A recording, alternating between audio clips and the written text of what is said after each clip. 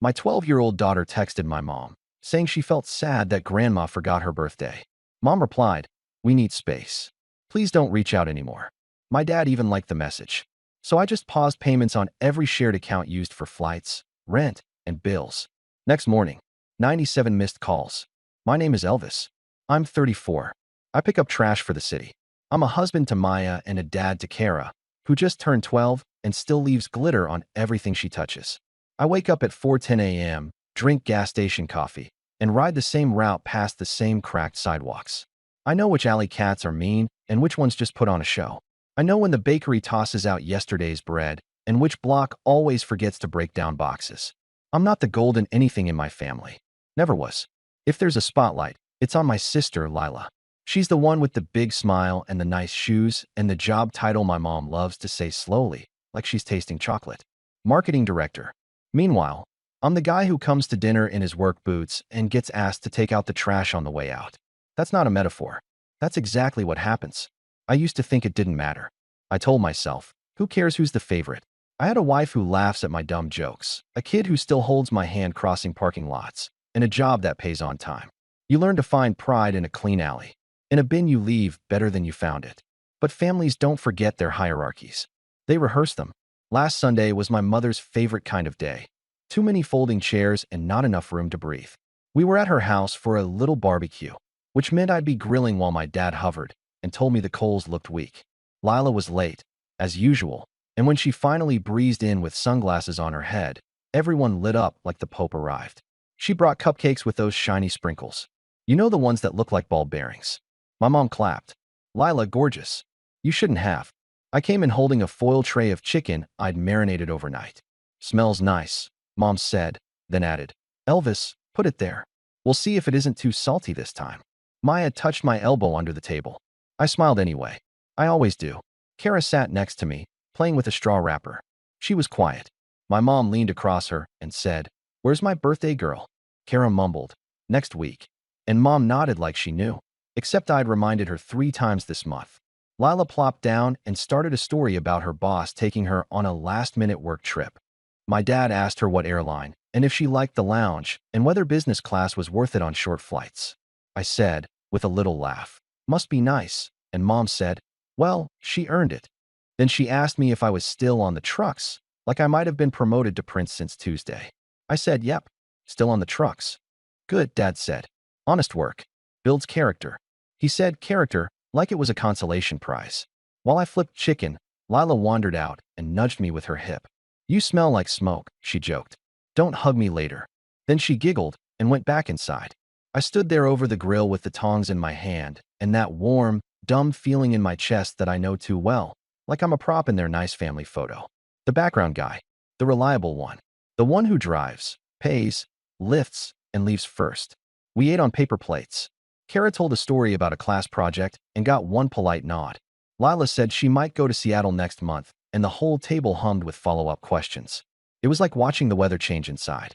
You could feel where the attention shifted, where it rained, and where it never did. At the end, Mom started packing up leftovers for your father, meaning my father, not me. She handed Lila the cupcakes to take home. "You should enjoy the nice things you buy." And handed me the foil tray to wash. Not could you. Not please. Just wash that. As we were leaving, Mom kissed Kara's forehead and said, "You're getting so tall, sweetheart," like she was reading from a script. Then she turned to me and said, "Don't forget to send me your schedule so we know when you can drive us to the airport on Friday." She said "we," in a way that already assumed the answer. I said, "I'll check." She added, all casual, "And text me Kara's birthday plan again. I got so many dates this month." Lila laughed. "Boss lady," she said, and they shared the kind of smile I don't get in that house. In the car, Kara was quiet. I asked if she wanted music, and she shook her head. Maya rubbed her shoulder.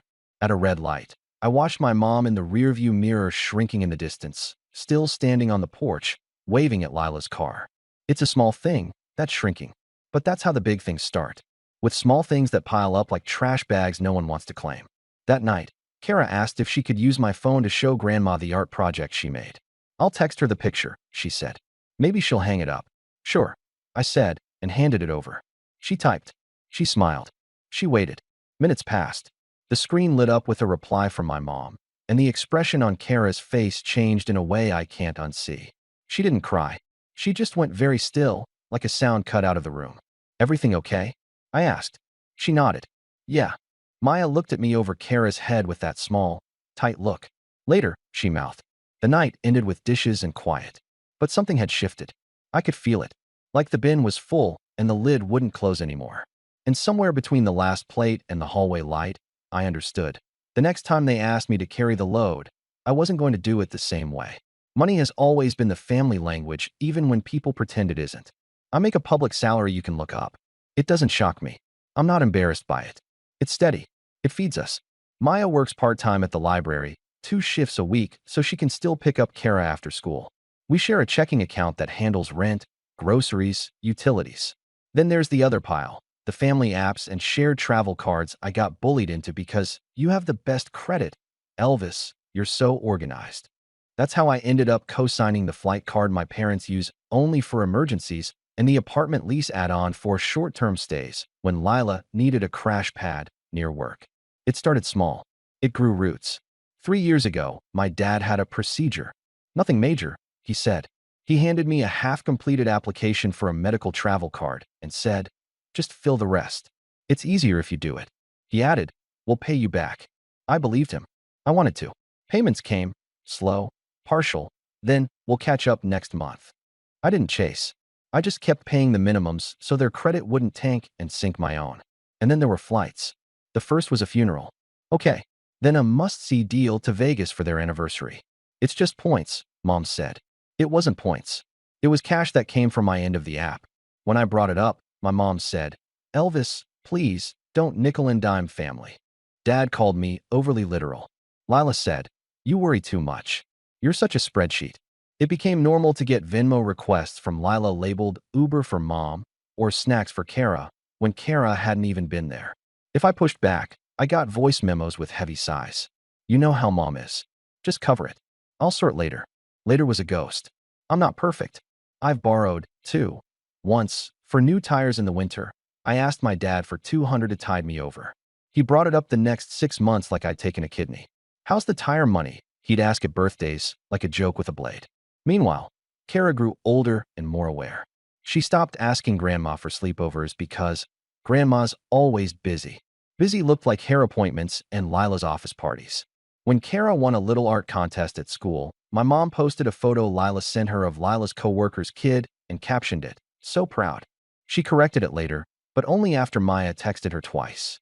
I kept telling myself, it's family. It's messy. Just keep the peace. Then Kara's birthday crept up. We planned something small. Pizza, 2 friends, a movie at home. Kara made a list of who she wanted there. Grandma, if she can. She wrote it in purple ink with a tiny heart, like she wanted the list itself to feel friendlier. I reminded my mom 3 times. "Next Saturday, 2 p.m. Each time, she said, "Yes, yes, of course. Put me down for coleslaw." My mom brings coleslaw to everything like it's her calling. I checked the shared travel app and saw the flights my parents were taking on Friday. Out to Lila's work trip city for the weekend. My stomach went cold. I called. "Hey," I said. "Kara's birthday is Saturday." "Oh, honey," Mom said, drawn out and slow. "We booked this months ago. You told me last week you were free." "That's not how I remember it. Besides, we can FaceTime. I'll send something nice." "Can you push it a day? Fly Sunday? I'll cover the change fee." I knew I shouldn't say that. The second I offered to pay, I could feel the hook slide in. Mom sighed. "Lila's schedule. You know how it is." I didn't know. Lila's schedule is the sun. We all rotate. I told Maya. She shook her head. "Then let's not count on them. Kara will have fun either way." Kara pretended it didn't hurt her. Kids are kinder than adults. She made a new list with a silly drawing and added "Grandma maybe" with a question mark. It killed me. 2 days before the party, Mom texted, "Love you. Can't wait to see pics." No sorry. No promise.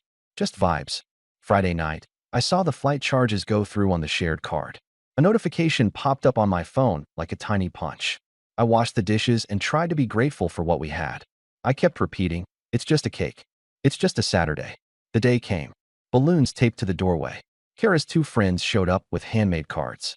Maya turned on the living room LED lights and set them to sunset because Kara likes the way it makes the room look warm. We sang. We cut the cake. Kara smiled, real and bright. Midway through the movie, Kara slipped into the kitchen and took a picture of her slice with the little candle stub still stuck in it. I heard the shutter sound and didn't think much of it. After the girls left, we cleaned up. Kara went to her room with her colored pencils. My phone buzzed on the counter. I glanced down and saw a message from my mom to Kara. Kara had texted first from my phone earlier without telling me. The photo, a small caption, "Hi Grandma. I wish you were here. I felt a little sad today." Mom's reply was sitting there in blue. "We need space. Please don't reach out anymore." Just like that. No hello. No explanation. No love you. And below it, a blue thumbs up from my dad. He liked it. Like it was a joke. Like my kid was a status update to react to. The kitchen went silent in a way I still can't describe. Maya saw my face and came around the counter like she was expecting blood. I turned the screen to her. She read it once, then again. She whispered, "No." Like maybe the phone would change the words if she said it nice. I walked down the hall to Kara's room. She was shading a dolphin. She looked up, too hopeful, and I realized she hadn't seen the reply yet. My heart did a thing I don't have a word for. I sat on the floor next to her and asked about the fins. I didn't say anything. Not then. Not like that. I couldn't. That night, when Kara finally slept, Maya and I sat at the table with the light off. The fridge hummed. My phone screen glowed in the dark with that one message and that thumb. I kept thinking, they typed this to a child. Not to me. To my kid. Maya said, "We have to set boundaries." I said, "Yeah." My voice surprised me. It sounded calm. It sounded like a door sliding into place. She added, "Not out of anger." Not out of anger. I agreed. We opened the banking app. We looked at the list of shared things. Flights. Rent add-on. The medical travel card. The utilities I was still splitting for my parents' second place, just until the lease ends. The numbers lined up like a row of quiet accusations. I'd been carrying the can. They'd been filling it. And my daughter was the one they told to stop reaching out. I didn't make a move that night. I slept on it. I woke at 4:10 like always, brewed coffee, and went to work. The city was gray and honest. Bins up, bins down. Cat on the corner of Pine hissed at me and then let me scratch its head, like always. I felt steadier by noon. Steady enough to make a plan. On my lunch break, I drafted a note in my head. I didn't want drama. I wanted facts. I wanted to end the story where it should have ended years ago, with me not being the family wallet or the family driver or the family apology machine. I kept repeating a sentence until it fit in my mouth. This isn't about revenge. This is about closure. When my shift ended, I went home, hugged Kara long, and told Maya what I was going to do. She nodded once. "Do it," she said. "And breathe." I didn't stage anything. I didn't make a speech in a restaurant. I sat at our wobbly kitchen table, opened the apps, and began. First, the shared flight card. I paused payments and removed my autopay. Then I sent a short message to the family group chat. Mom, Dad, Lila. No emojis. No jabs. Just lines. Hi. Effective immediately, I'm pausing payments on all shared accounts connected to me. The travel card, the apartment add-on, and the utilities I've been covering. I'm also removing my name from any new bookings. Moving forward, please use your own accounts. I added. To be clear, this change is because Kara received a message from you asking her not to reach out. I won't fund travel or rent for people who talk to my kid like that. Send. Then I messaged my parents directly. I saw the message you sent Kara. We need space. Please don't reach out anymore. Dad, I saw your like. I'm asking you to apologize to Kara. Not to me. To her. Until then, we're stepping back. Send. Then Lila. I'm done being the default payer. If you need help, ask your bank. Send. No swears. No second paragraphs. I turned off my phone and sat with Maya. My hands shook for 5 minutes and then didn't. 2 hours later, I turned the phone back on. 23 missed calls. 14 texts. A floodgate had opened. Mom's first text. Elvis, this is a huge overreaction. Lila, are you kidding me? I have a conference in 3 days. Dad, son, call me now. We need to fix this before it becomes a mess. Then the voice memos. Mom, crying. You don't understand. Kara manipulated me. Kara, who still collects stickers. She made me feel guilty. Lila, snapping. Do you know how hard I work? I shouldn't be punished because you can't manage your feelings. My reply to all of them was the same. Apologize to Kara. Then we can talk about logistics. Silence for an hour. Then the flood resumed. Lila called 6 times in a row. I let them ring. Mom texted, we were joking. Then, you've always been sensitive. Then, I'm your mother. Then, I'll have a stroke if you keep this up. The escalation was textbook and boring. I made pasta and told Kara she could pick the sauce. She chose the cheesy one she knows is too salty, and I told her it was perfect. At 8:30 p.m., my dad showed up at my door. He never knocks like a person. He pounds like a landlord. I opened, but left the chain on. "Open up," he said. "No," I said. "Calm. Kara's getting ready for bed." He peered at the chain and shook his head. "This is ridiculous." "I'm listening," I said. He launched in. "You embarrassed your mother. You put your sister in a bind. That card is for all of us, Elvis. Family is family. Family is how you talk to a 12-year-old, I said. "Let's start there." He frowned like I'd said something in another language. "Your mother didn't mean it the way you think. She wrote it," I said. "You liked it. It was out of context." There was no context to "please don't reach out anymore." Dad switched tactics. He tried money. "Fine. We'll pay our part this month. Turn the payments back on. We'll settle up." "No." "Excuse me." He leaned toward the crack in the door like he might push the whole thing in. "I'm not turning anything back on," I said. "You can use your cards and your accounts, and you can settle up with yourselves. I've carried this long enough." He scoffed. "Oh, you think you're a big man now because you're paying a few bills? You're a trash guy, Elvis. Don't act like you're some CEO." I felt the heat rise in my neck and then drop away. It surprised me how fast it left. "You're right," I said softly. "I'm a trash guy? I know what gets thrown out." He stared at me for a long second like he was trying to decide if he could still shame me the way he did when I was 12. He couldn't. He tried another door. "Elvis, be reasonable. We leave for the airport Friday." "Use Uber," I said. "We need you to drive us. You need to apologize to Kara." He blew air through his nose, that angry hoarse sound. "Your mother is hysterical. She can be hysterical in her own messages," I said. "To me, not to my kid." He stepped back. He shook his head. "This is revenge." I shook mine. "This isn't about revenge. This is about closure." He snorted. "You've always had a flair for drama." "I pick up trash at 5 a.m., I said. "I don't have time for drama." He left with a muttered curse. I locked the door, slid down it, and sat on the floor until my breathing matched the fridge hum again. At 9:12 p.m., a text came through from an unknown number. It was Lila's friend. "Hey, so weird. Your mom said your phone is broken. She needs the travel card reactivated before midnight. Can you help?" I didn't reply. At 9:40 p.m., Mom finally sent a sentence that sounded like her, the real her, when we used to make grilled cheese on snow days. "What do I say to Kara?" she wrote. I stared at it. I typed and erased. Then I sent, "Start with 'I'm sorry.' Start there and stop there." I put the phone on the counter and went to bed. My last thought before sleep was stupid and practical. I needed to fix the wobbly kitchen chair tomorrow. It felt good to think about something I could fix with a screwdriver. Morning, 5:02 a.m. I checked my phone before I laced my boots. 97 missed calls. Group chat lit up like a siren. Lila had gone off in paragraphs. "Do you even understand how selfish this is?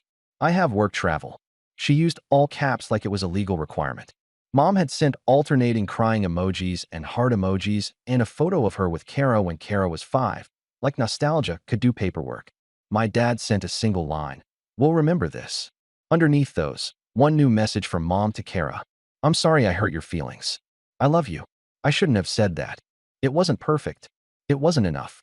But it was a beginning." I showed it to Maya in the kitchen. She read it and nodded. "Okay," she said. "Now we see if it's real." At work, I ran my route and tried not to check my phone every stop. But the notifications stacked up anyway. My aunt texted, "Your poor mother." My cousin texted, "LOL, what happened?" An unknown number. "Is it true you cut them off?" Like gossip was an Olympic sport. At lunch, I finally called my mom. She picked up mid-sob. "Elvis." "I'm on break," I said. "I have 10 minutes. That's all I get." The tone was back, the one that makes me 6 years old again and wrong by default. "You told my daughter not to reach out. So yes, 10 minutes. She sniffed. "I didn't mean it. She made me feel." "Mom." Silence. Then small, "I'm sorry. For saying that to her." I was frustrated. "Your father and I were packing. Lila was calling. I saw the cake photo, and I felt like a bad grandma. And you decided to be one," I said. Not a question. More silence. Then, "I'm sorry again. Real this time. Heavy." "Okay," I said. "Here's what happens next. I'm not turning any payments back on. You'll need to pay your own way. If you want to see Kara, you text me or Maya first, and you don't ask Kara to be the adult in any conversation. Elvis. And you stop using me as the family card. That's over." "But what about Lila?" she whispered. like Lila was a fragile vase and not a grown woman with a salary. What about Lila? She has commitments. She can commit to paying her own bill. You know your sister isn't good with, she stopped. Fine, she said, but it wasn't a real fine. It was the kind you throw like a dishcloth when you're tired. Mom, this isn't punishment, I said, because I needed the sentence to exist out loud. This is a boundary. She breathed into the phone. Your father is furious. I figured. He says we won't speak to you again if you don't fix this. That's his boundary, I said. Mine stands. We hung up with no love you. That stung in the place old things sting. I put the phone in my locker and did the rest of my route like a person who knows his own name. By afternoon, the story started. Lila posted some cloudy caption about toxic people stealing your peace. My aunt commented, "So proud of you, honey." My dad texted me a PDF of the flight confirmation like a threat. We had to pay full price. He added, "Hope you're happy." I didn't answer. I clocked out. I went home. I fixed the wobbly chair. Kara helped, handing me screws like a surgeon's assistant. "Can I ask you something?" she said. "Anything." What did Grandma mean? About space. I looked at Maya. She nodded. So I told the truth in small words. Sometimes grown-ups say hurtful things when they're mad or embarrassed. It's not your fault. It was wrong. She apologized. That's a start. Kara traced a circle on the table. I felt like I did something bad. You didn't, I said. You were brave. You told someone how you felt. That's never bad. She nodded. Okay. We ate leftovers. We played Uno. We lived. This part gets missed in stories. The living. It felt good. But the noise didn't stop. You can turn off an app, but you can't turn off people. That evening, my dad left a voicemail that made Maya press her lips together. "Son," he said, "you are making your mother sick with worry. You rescind those changes tonight or don't come around here again." He hung up like a judge. Then Lila called Maya directly. "Can you talk some sense into your husband?" she said, like I wasn't a person in the room. Maya put her on speaker. "Hi, Lila," Maya said. "We can hear you." "Good," Lila said. "Listen, I have a non-refundable hotel for next week, and now I have to move money around because your man decided to play hero. This is childish." "Lila," Maya said, calm as a lake. "You're a high-earning adult with a corporate card." "It's maxed," Lila snapped, then made a little choking sound like she hadn't meant to say that part out loud. "This isn't about money," she added immediately. "It's about family loyalty. Elvis knows Mom gets overwhelmed." I took the phone. "You told Mom to book the trip over Kara's birthday," I said. "So," she said. "Kara is 12. She'll have other birthdays."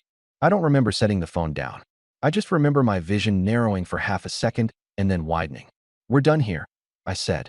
I ended the call. The quiet after was like fresh air. 2 days later, there was a knock at the door. Not a pound.